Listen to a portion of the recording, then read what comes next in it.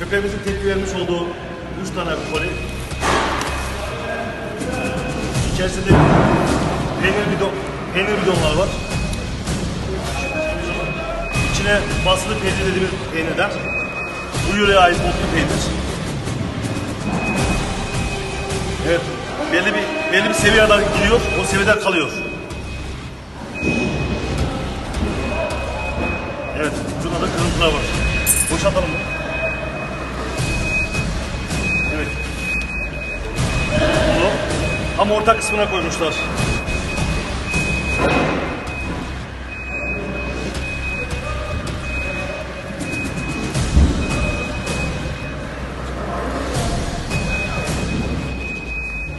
Yoğun bir şekilde kokusu geliyor. Kokmuş bir peynir. Evet, şimdi. Evet. Yavaş.